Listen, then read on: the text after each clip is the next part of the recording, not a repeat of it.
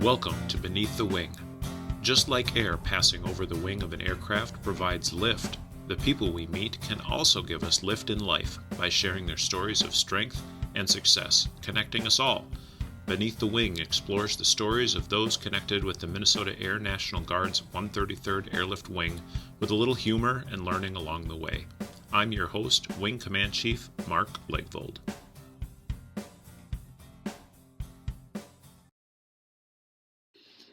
Joining us today on Beneath the Wing is Danelle Rohweder. Danelle is officially retiring from the 210th Engineering Installation Squadron, a part of the 133rd Airlift Wing this August. Congratulations. Thank you. She is retiring as the personnelist, but before that served in several commander support staff and services positions. She's also a military spouse. Her husband serves in the Minnesota Army National Guard. She's a mother and a grandmother, and has gone through the transition from active National Guard service member to a civilian career. She's currently a mental health professional clinical intern with a private provider in the southern metro area of the Twin Cities here in Minnesota. Welcome. Hi, thank you for having me. I hope I got all that right. You did, yes. That's a mouthful. Hey, you joined the Minnesota Air National Guard in 2003. I did. Why did you do that? I joined actually to get my college paid for. I was going to do 6 years and get my bachelor's degree and move on with my life. And I ended up obviously really loving the Guard, specifically the 133rd, and they became a family for me. So I decided to stay and continue for the full 20. Worth sticking around, right? It was. What was the highlight of your career? Just the highlight of my career, I would really just say working with all the people. Becoming full-time at the base was a great experience for me, as I got to meet a lot of people, gain a lot of experiences from them, as well as giving them some of my things that I could provide as well. And so, yeah, I think just part of just being full-time with the 133rd was a highlight. Yeah, a lot of nice people out there. Yeah. So you have successfully transitioned from uniformed military service member to a civilian career, where you're currently working in your passion area. Would you call it your passion area? I would consider it my passion area. Okay, tell us a little bit about your job, because I did tell everybody what you're doing, but can you tell us exactly what it is you say you do here? Sure. So I am actually graduating in May from Bethel University with my master's in clinical mental health counseling.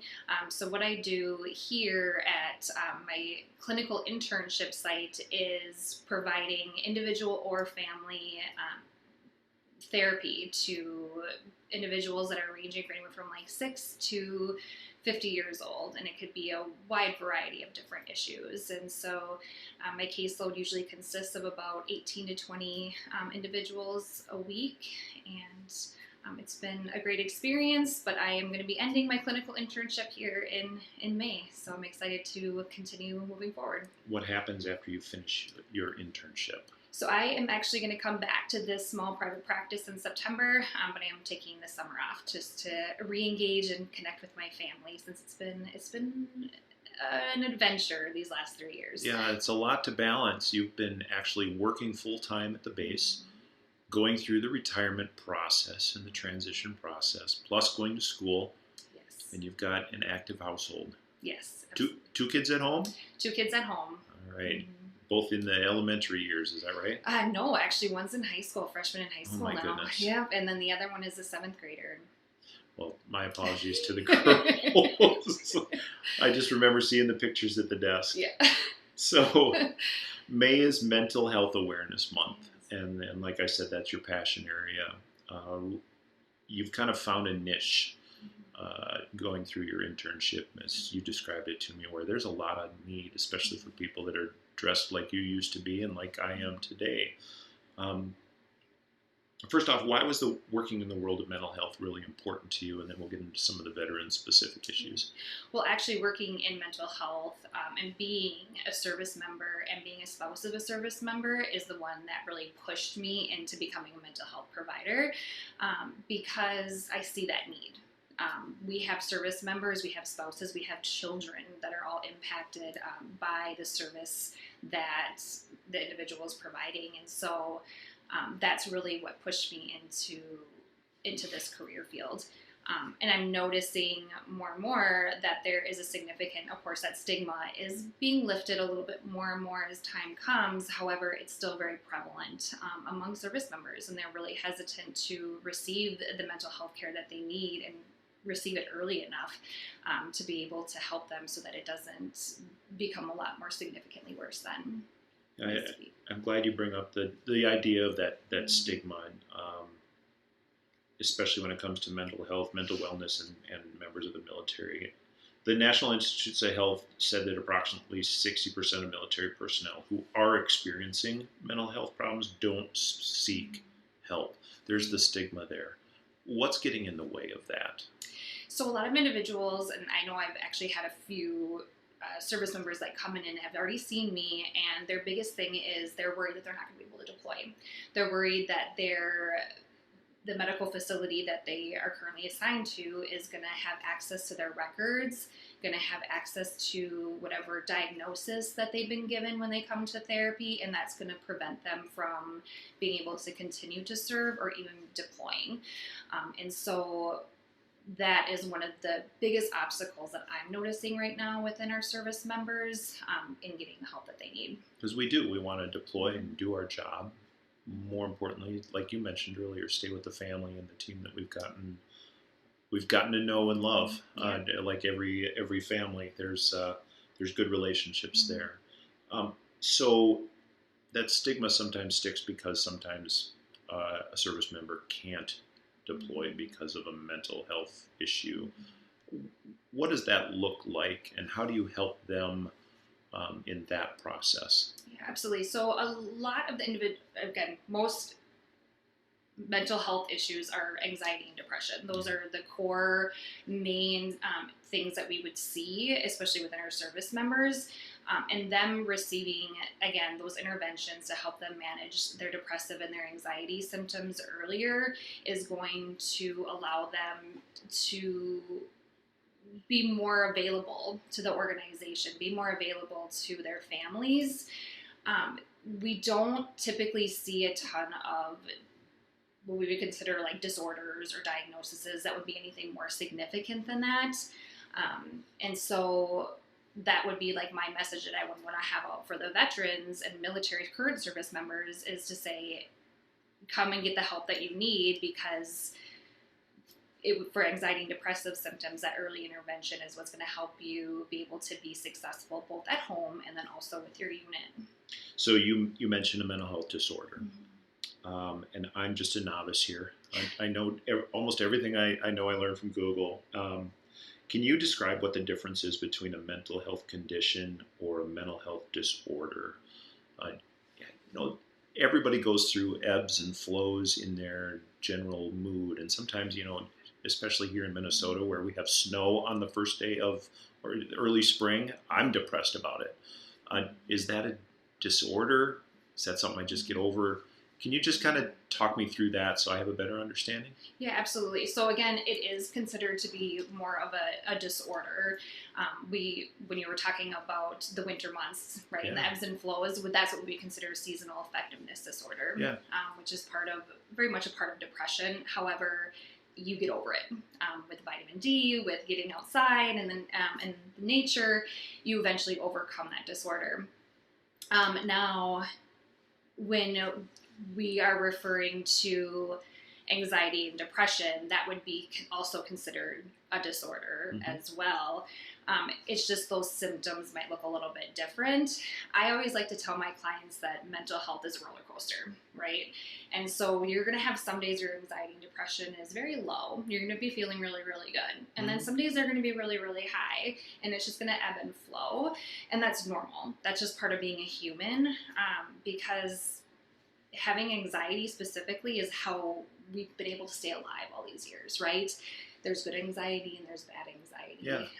My focus is to help those individuals be able to work through the bad anxiety so it doesn't necessarily impact, again, their personal lives and their professional lives. I'm glad you mentioned that, because I was going to ask to know what's your job in that as a trusted counselor. the roller coaster that somebody goes on. I mean, I'm not a big fan of them, but when you get to the top and you can see all over the place, and then there's this just moment of peace, and suddenly you're rushing and you're completely out of control. What's your job in that roller coaster through that? Yeah, and so that's actually a really great question. So mental health providers, I like to consider that to be kind of an art, right? When you look at artwork, everybody has their own different styles. And so when you consider going to therapy or finding a therapist, you want to find one that really fits you well, because we all have our different specialties. So when you ask me how I help my clients manage some of those peaks and valleys, those highs and lows of their anxiety and depressive symptoms, I really teach them how to be in tune with their body. So what kind of emotions are you experiencing within yourself right now? Are you feeling it in your chest? Are you feeling it in your stomach? Are you feeling it in your hands, your feet? And letting them become a little bit more aware of those sensations that cause that anxiety. And then I will help them be able to use some of those coping skills, healthy coping skills, to be able to self-regulate themselves so that they can slow their heart rate down, become a little bit less hyper-aware. Uh-huh. What are some of the coping skills that you would teach somebody that goes through that? Yeah. So I teach a lot of breathing. So as I am still new in this field, I'm still kind of learning what my touch is. However, I have learned that breathing and becoming emotionally regulated has been, and is actually research-based, that it's instrumental in lowering some of those anxious and depressive symptoms. So I teach a lot of breathing exercises, mindfulness exercises. We do body scans in session as well to kind of help you be aware of some of those somatic feelings. We do a lot of positive self-talk. We learn a lot about people's core beliefs. How do you see the world, and how do you think the world sees you? Or just a few of the things that we do in therapy. Is it okay for me to do self-talk out loud, or when people listen to me doing my self-talk, do they guess that I'm not doing very well? Well, as long as it's positive self-talk, okay. then I think you're okay. Because I do talk to myself quite a bit, especially when I'm like working out in the shop and call myself all kinds of names. I probably need to improve on that. Yes, make sure you're noticing that it's negative and replacing those with more positive. You mentioned the core beliefs, and I just let's talk stereotypically for a little while about people that wear the uniform. Mm-hmm. One of the core beliefs is we have to be tougher than most because we do hard things. Mm-hmm. And that kind of goes back to the idea that people in the military maybe have a harder time seeking the help that they really need from someone like you, Danelle, because they have that core belief. If I go see somebody and I get help, I'm not as strong as I once was. How do you talk somebody through that? How do you just get them into the door when they really do need that? Yeah, so, well, a lot of therapy is building that therapeutic relationship first. And so when you have a service member that comes in and has that core belief of they need to be strong, and them coming to therapy, all of a sudden then they feel weak, it just takes a lot of talk therapy. It helps me validating their feelings, helping them and encouraging them to find that they are strong still, just because they're getting the help that they need, and giving them that positive affirmations. And then we would dig into a little bit more of their core belief and what that looks like to them. And if they feel like their core belief is not helping them, how do we work around changing that core belief so that it's more helpful, gives them a clear view of themselves and how they interact in the world and the military? Yeah.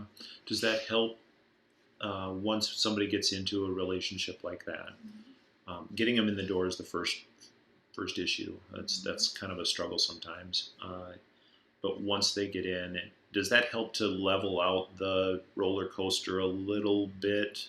You know, breathing exercises is something that I would have a real hard time going through, just because, you know, my core belief is you just bury everything down deep down inside and you never bring it up until it just naturally comes up, and that's usually a bad part of the roller coaster for me. But getting somebody in the door, getting them to start talking about that so that they can say, I'm strong when I get help. Mm-hmm. That's a struggle to get through. Mm-hmm. There's even a bigger struggle than that. And you mentioned, you know, kids. You're seeing people from 6 to 60 right now. Can you talk a little bit about mental health issues with the kids within military families, and then we'll talk a little bit about the broader family structure? Yeah, so the kids that I have been seeing, they experience a lot of anxiety, a lot of worry. So what we notice with kids is they're going to come in and they're going to say, I'm just really worried. I really am worried. My stomach always hurts. They don't know that that's anxiety, but that's what it is, right? And so with them, we're just teaching them how to identify some of their emotions, kind of what's going on at home. And so you talk about the broader family system, right? But with 6-year-olds, 7-year-olds, 8-year-olds, even 9-year-olds, we really do incorporate the entire family into the session because it takes a system, right? So the parents are usually in session with their kiddo, and I'm doing a lot of psychoeducation with the parents. I am teaching the children how to identify some of their feelings, talk about kind of what's going on. What are you scared of? Dad's deploying, mom's deploying. What are you scared of? What are some of those concerns that you have? And let's kind of talk through them. Yeah. How about it's funny that you mentioned, kiddos they tune into how this is impacting their body first before they're able to talk about how it's impacting their emotions or their mental wellness. And you talk adults through becoming more in tune with how their anxiety or their stress or their depression is affecting their body, and then becoming in tune with that. It's such an interesting difference. At some point, you switch gears. Kids are so in tune with their bodies, and adults seem to be much more in tune with their minds. Let's talk about the relationship between service member and spouse. What are some of the unique challenges that you're seeing there, and how do you address those? So the service member as compared to the spouse, it's interesting as I reflect back on a spouse that I'm currently working with. It's navigating some of those dynamics of being in the military that this individual specifically is struggling with. Well, my spouse is this way, and they're this way, and they're this way, and it's trying to help them navigate them by saying, hey, maybe this is just part of being in the military. How do we balance that? Do we have your spouse come in and we can talk through some of those things? That's typically how I manage not just service members and their spouses, but really any individual that comes in that's married and has issues with their significant other. Yeah, a lot of communication, I'm sure, goes with that. But you have to frame it a little differently. Obviously, in this career field, we chose this. We continue to choose this. And when our military family is going downrange or they are deploying, and if we are excluded from that, it is a loss, and we miss that. And it's something that's felt. It's tough for a spouse, I think, to understand that if they haven't had a long time with a service member. When you were starting to go through your training to get into this job, obviously you knew that there were a lot of mental health issues that needed to be addressed. We needed good professionals with a compassionate and empathetic heart to go through this. Did you see you filling this kind of niche within the military community? Is this what you were really looking for? Or is this just something you're kind of falling into? So my bachelor's degree is in human services, and so I've always been drawn to helping other people, and so it hasn't been much of a surprise to me when all of a sudden I'm thinking, oh, I really want to get into the mental health field, and so I can recall many years ago, probably about 10 years ago, when I was going to get my master's degree in marriage and family therapy. 10 years ago, my kids were very little. And so I was like, this isn't going to work for me. And so as I was beginning to recognize, hey, I am getting close to retirement. Do I want to continue being AGR, or do I want to transition into the civilian world? And I'm a Christian. And so I really was just letting myself listen to God. Where did he want me to go? And this is really the direction where he really pulled me to go. It's a good place where you can use your faith to help a lot of people. Can you talk, for somebody that hasn't been through counseling, What's the relationship like? How do you start it? What's a typical session like for somebody? Oh, that's a fantastic question. It can be super overwhelming for a lot of people that have not been to therapy because they think Freudian, right? Freudian is very much like, why don't you just lay on my couch and I'm going to psychoanalyze you? But that's not at all what it is. So just the structure of how therapy works, the first session, you come in and I'm just gaining information about you. Tell me about what brings you to therapy. Tell me about your family. What are some things that you like to do? Just really getting to know my client. The second session, it's usually a little bit more of the same, just gathering more information. By the third session, I have enough information gathered where my client and I will go ahead and we'll do their treatment plan together. So I work very collaboratively with my clients. And so we do their treatment planning. And then, so therefore, based off of whatever their goals are for therapy, that's what we work on in session. So each session is about 50 minutes long. And we usually do anywhere from 8 to 12 weeks, depending on the significant concerns that that client is having. A treatment plan sounds like a lot of, just goal setting with an individual and having a person to talk through that. Is that a good assessment of that? Or what are some good goals that somebody could have that would walk through the door here? Sure. So let's just go with basics. So we have an individual that has anxiety and it's been very impactful in their life. They're not able to go out and socialize with individuals. They're not able to get to school or to go to work. And so with that, their treatment goal would be to decrease their anxiety so that it's not impacting in their life anymore. And so as they come into session, we would do a lot of talking. What's kind of been going on? How has your anxiety been this week? And then also teaching them some of those skills to be able to decrease their anxiety, such as like the breathing, the positive self-talk, to be able to guide them into being able to get back into work and decreasing that anxiety. When they come in, and having gone through a relationship with a counselor, at one of my peaks and valleys in life, I found it extraordinarily helpful because you get that chance to vent and talk about what's going well, what's not going well, but then you do have that third party in your life, not your significant other, where you can get some good advice and some strong encouragement in life. When is somebody done? Yeah.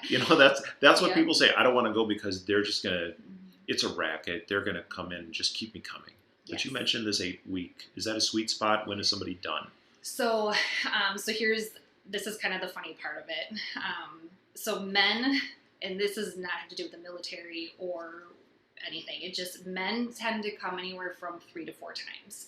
You had kind of mentioned that you keep your feelings buried. Sure. And so as soon as all of their feelings start pulling back up, they're like out of control. And so they need to come in and talk to somebody, process a lot of their feelings, things that are going on. And within 2 or 3 sessions, they're like, I feel great. Like, I will call you if I need you. And so that's typically how it is with most men. Not all, but most men would be like that. But typically, I have been here at my site since June, and I still have clients on my caseload. Is it because they don't need to be discharged? Have they not met their treatment goals? Absolutely not. They're definitely in that process of meeting their treatment goals. They like the relationship. They like coming in to me either every other week or once a month at this point to be able just to process stuff that's going on. Mm-hmm. And then some, it's between 8 to 12.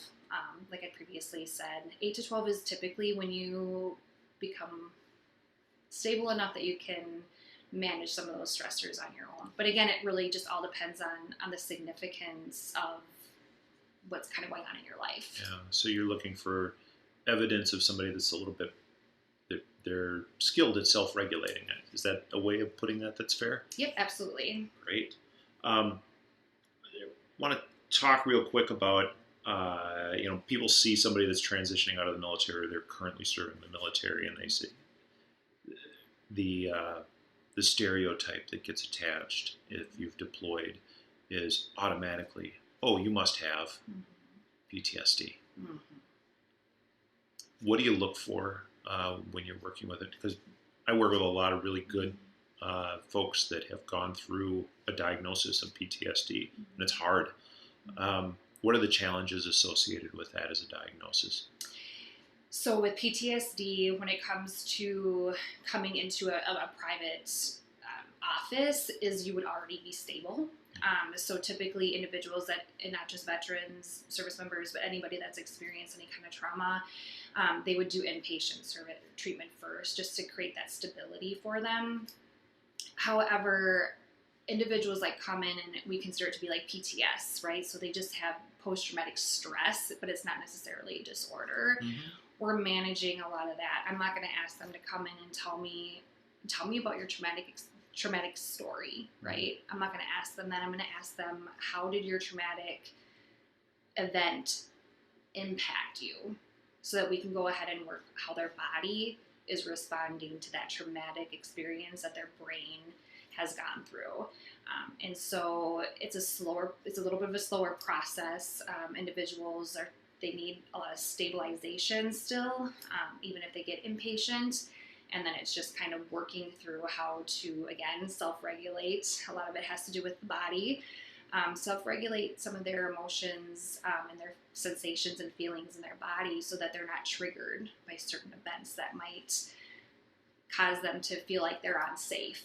Yeah, so really you're looking to help them recognize those physical signs and address them before it gets to be too much of a peak and valley roller coaster ride again. Yes, absolutely.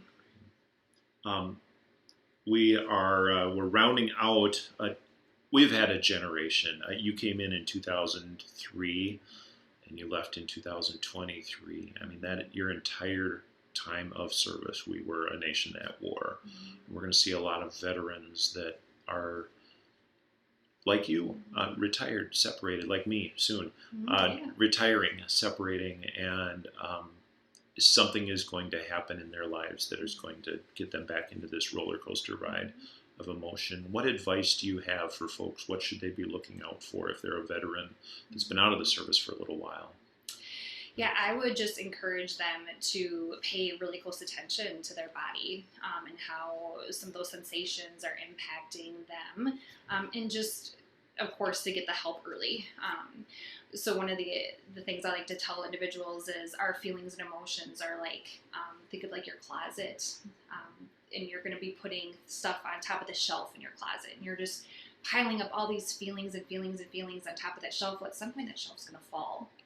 And then all of a sudden now you're not coming into therapy just to process some of these emotions and feelings and things that are happening in your life. You're looking at getting stabilized. We're working on stabilizing you. And so that's why I would say it's super important for individuals to come to therapy early instead of waiting until it's really too late. Yeah. Not too late, because it's never too late, but until it's later, and then all of a sudden we're working with something a little bit more significant. Yeah, because I mean, you can, when you're on that roller coaster, you can immediately feel as soon as the chain link hits that car and you get that bump. It's a good time to say, I think it's time to go in and start talking about this. I've been talking with Danelle Rohweder. She is retiring out of the 133rd Airlift Wing. She's currently a mental health professional, clinical intern, soon to be done, at a private provider in the southern metro area. We're going to take a quick break. I hope you join us for our second half. Hi, this is Mary Matson, and I'm the Director of Psychological Health for the 133rd Airlift Wing. The Psychological Health Program supports and coordinates mental health access for 133rd members and their dependents. I offer referral, short-term solution-focused counseling, consultation, crisis intervention, and education. You can contact me by stopping by my office located in the Airman Wellness Center, Building 631 on the second floor, and room 237. My office phone is 612-713-2099, or my work cell phone at 612-710-4477. Again, that is 612-710-4477. Thank you and take care. I've been talking with Danelle Rohweder. Thanks again for joining me on the second half of Beneath the Wing. Thank you. So we've talked a lot about mental health and military awareness of mental health and getting people help when they need it. Knowing that you are retiring from the Minnesota Air National Guard and you had like 8 years of active duty service during your big career, um, what would you say is the most difficult thing you had to face in your military career? I would say the most difficult thing would be balancing family and the military career. I was a single mom for a period of time during that, and so being able to commit to doing things with the military, going on TDYs, doing those trainings, while also making sure I had care for my kids was very difficult, and making sure that they understood like when I was coming home, where I was going, and they were very aware of their mom's schedule. Mm-hmm. I think that was really difficult. And then, yeah, especially with George Floyd with civil disturbance, that was probably a very challenging time too, especially as being a military spouse with my husband's position that he has in the Army, with him being gone so long and not knowing when he was coming home, and those were definitely challenging. Facing uncertainty is something that military members bring their families along with. Yes. Yes. Some of those challenges. How did you approach that with your kids? Because your kids were quite young when you were going through the single mom episode. How did you approach communicating with them, and what were some of the ways that you mitigated that? Yeah, so a lot of that was just being really transparent with them, because kids know when you're hiding things. And so being able to tell them exactly what was going on, this is when I'm coming home, this is when I'm going to be able to call you, maybe I'm not going to be able to call you this time, and just having that consistent schedule with them so that they feel secure by knowing what the schedule is, really. Yeah. That being able to talk them through that. Hey, mom might not be able to call you for 5 days, 4 days, depending on where you're off training or off deployed to. That can be a struggle for the kids. But I think, obviously you're the expert here. Transparency with kids, you're right. They see you. As adults, we get really good at hiding things that we're dealing with and struggles, difficulties. We talked about the stigma. Why military members won't seek help when they really, really need help. Some of those core beliefs, being tough, not wanting to miss out on a deployment and leave our military family. And sometimes the roller coaster ride gets way out of control. And suicide awareness and mental health implications or actions around that has received a lot of attention, but it still feels like we as a big organization are not under control. So let's talk a little bit about it. What do we need to look for with the people that we care about if we see them going from mental wellness maintenance and we start to see this mental health emergency? Yeah. So the military does a really good job of being able to tell service members what to look for and being a good wingman, right? And so and identifying what it is, what those suicidal factors are, what it looks like. But what I think is important and may be a little bit missed is helping service members recognize what their stressors are. How do they know when they're becoming too stressed? How do they intervene at that time? And what are some preventative things that they can do? So one of the things with suicide is there's a lot of protective factors that go into it. As a mental health professional, that's what we look for. Individuals that have suicidal ideations, even a plan or intent, we look at what are their protective factors. And so recognizing other service members or even yourself as a service member, what your protective factors are, and being able to foster those is what's going to keep you safe from even getting to the point of having those suicidal thoughts. And then also having other people recognize those as well, such as family. If all of a sudden, somebody is becoming a little bit more distant from their family, that would be considered a risk because family is a protective factor. Not eating well, not sleeping, not doing the things that they typically enjoy doing. Those are all things that need to be looked at when it's when you're looking at somebody that might have some suicidal tendencies, is, again, being aware of what their protective factors are and if those are kind of going away. Just unpack that term, because that's a new one for me, protective factors. Is that just something that someone really holds close to them and that's one of those things where you can immediately see, okay, my family might be my protective factor when I start to separate myself from them? Is that what you mean by that? Yes. And so typically family is a number one protective factor for a lot of individuals, especially when they are a close-knit family. And so many individuals will come in here and will say, what are some things that are keeping you safe from harming yourself? And they'll say, well, my mom or my dad or my brother, my sister, my even friends, social network. And so as soon as you kind of recognize that is not becoming so protective for them anymore, keeping them safe, and they don't really care so much about hurting mom, dad, brother, sister, friends, that's when it becomes evident that there's a need for further care. Yeah. So, and also a safety plan. So any individuals that do show that they have suicidal ideations, a plan, and intent, have somebody work with them on a safety plan.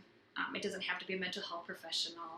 It could be even Mary Matson, I know, as the director of psychological health, she can work through that as well. But family, friends, wingmen can help them complete a safety plan. What are some things that they can do if they're feeling like they're at risk? Who can they call? Do they have firearms at home that maybe need to be locked up? Prescription medications, Tylenol, all those things that are going to make sure that they're safe. If I'm just working with my friends and working with my colleagues, what are some of those things that I really ought to look for if I start to say, or see where I can be that first line of defense or that first line of help, that good wingman in those circumstances? What should I be looking for? You should be looking for if they're not sleeping, if they're starting to isolate themselves, if they're not eating, if they're typically like, hey, let's go out to Zuba's or wherever, and they're like, no, I'm good, I'd rather just stay in my office or not do anything. Self-care, a lot of self-care tendencies will go down. You'll notice that their grooming habits are not as great as they used to be. Those are the things that are very, very evident and what you can tell in others that might need a little bit of extra help. Okay, I appreciate you articulating that. What's the next step then? To get them help? Yes. I would recommend just talking to them, just kind of see what's going on, and encouraging them to maybe go see Mary Matson, have them reach out to a therapist, their chaplain, to talk about some of those things. But really just allowing them to feel comfortable talking to you and being able to say, like, yeah, I'm feeling like really crummy right now, and this is kind of what's going on. That is where it's going to be the most beneficial for that individual, instead of just saying like, hey, you need to go and be admitted into the hospital because you're showing some tendencies of being suicidal. Yeah. Asking that next question when somebody starts to unload or to start to vent and say, yeah, I'm really not doing that well. And getting to that next level of trust in the relationship between, coworkers, to say, hey, let me go and with you and we'll get you some help that you need. Is that a bad thing in a person's career, or is that a positive thing? No, that's a positive thing. So if they're getting the help that they need early, of course, by that intervention, it's not going to be, from my perspective, of course, it's not looked at as a bad thing, right? It looks like, they have these suicidal thoughts, they're feeling really down right now, but they want to get better. Right. And so it shows the strength that individual has in order to say, I can't do this on my own. I need somebody to help me through it. Yeah. And no human being is more important or less important than a career. Right. Absolutely. And it all blends together, right? So if we're not at our ultimate best in our personal life or mentally, then of course we're not going to give our best to the mission. And so that's what is critical to understand too, is we need to be mentally healthy. Yep. Absolutely. So mental health, mental wellness went through a very, very difficult phase. The last 3 years has been a kind of a tough one with the COVID pandemic. Um, what have you seen as some of the successful measures that have come through the challenges that we had during COVID? Everybody talks about the bad stuff. What's been some of the good stuff when it comes to mental wellness? Some of the good stuff, I would say, I think people have recognized the importance of family, and also their friends as their social network. And so people were rushing so much before COVID. They were doing so many different things that they weren't really engaged with their family. And so they are recognizing more now how important their families are, and kind of go back to that protective factor. And it's something that's keeping them mentally healthy too, is that connection that they have with their families, whether it's their nuclear family, their extended family, in general, just overall family. Yeah, I just got done interviewing our newest airmen coming into the service, and we did kind of a special with them, and I've just been so impressed. They're incredibly bright and highly motivated, and they've lived through this COVID difficulties at such important times during their life. High school graduation got missed, prom got missed, all the things that they've lived through as a cohort. What do you see that's good about the mental wellness of our newest service members coming in? I would say I recognize are very resilient. They're not necessarily having to be taught it. Like, I remember back when resiliency was a thing that we were being taught. You had to teach us how to be resilient. Mm-hmm. What does that look like? But that's just the way that they are now because of what they've had to experience it. Like you said, they were being taught from home, missing graduations, missing proms. And so they've had to learn how to adapt to the changing world around them. And they've done great. Yeah, they're an incredible batch, and I'm just excited.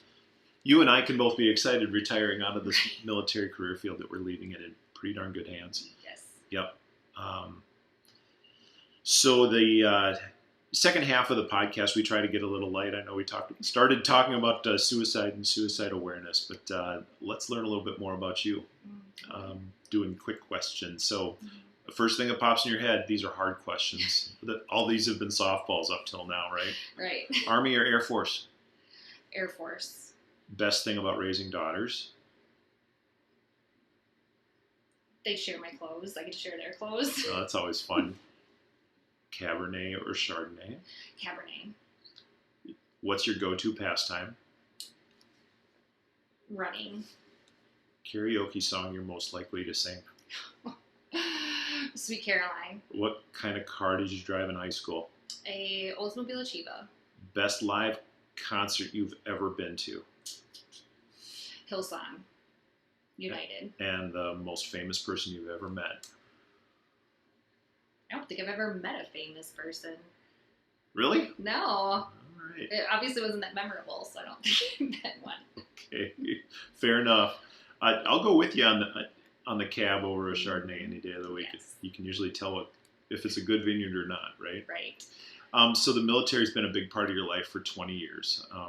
How's the transition really gone for you? And what were some of the challenges that you faced? Yeah, that's actually interesting that you bring that up because Scott, my husband, and I were actually discussing that just recently and how well this transition has gone for me because there was some fears, there was some concerns, really just ending, especially an AGR career, and starting over on this whole new career as an intern, getting paid very little, and how that would look like for our family, how that would look like for me. Would I be happy? Would I still be challenged? And so I would say the transition for me personally has gone much better than I even expected it to go, because then also I love my job. I love helping people, and I love being part of their life and walking them through some of these challenges. Yeah.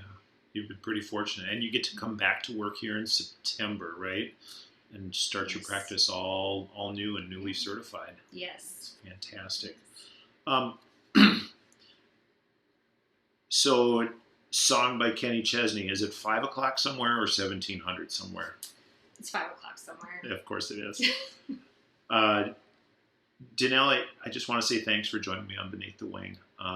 Congratulations on your upcoming retirement and best wishes on your new career. And also thank you for your commitment to continuing to help service members even in your retirement. Yeah. Well, thank you for having me. I appreciate it. Absolutely. If you're experiencing a mental health crisis, please dial 988 for immediate help.